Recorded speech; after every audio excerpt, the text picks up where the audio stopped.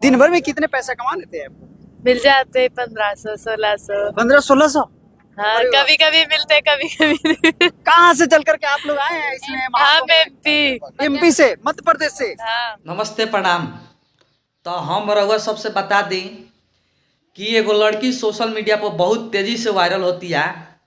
महाकुंभ मेला में जौन माला बेचतिया ओकर वीडियो सोशल मीडिया पर बहुत तेजी से वायरल हो गई भाई लोग।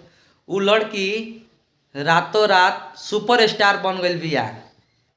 रउआ सब ई वीडियो देखी ओ लड़की के।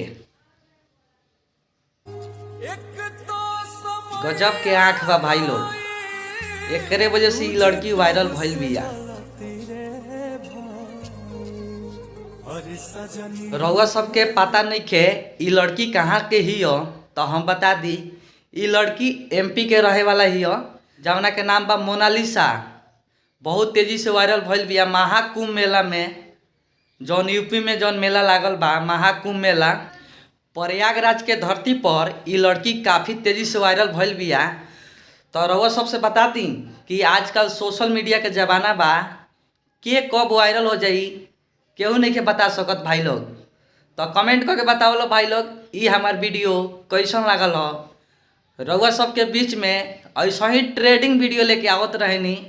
तो भाई लोग अगर वीडियो अच्छा लगल बा तो एगो लाइक और कमेंट और शेयर जरूर कर लो। ऐसा ही अपना छोट भाई के सपोर्ट कर लो। हमारे यूट्यूब चैनल के नाम हो बिहारी शायरी मस्ती। तो भाई लोग यहीं पर अपन वीडियो के समाप्त करत तानी। फिर मिलम अगला वीडियो में। Thank you.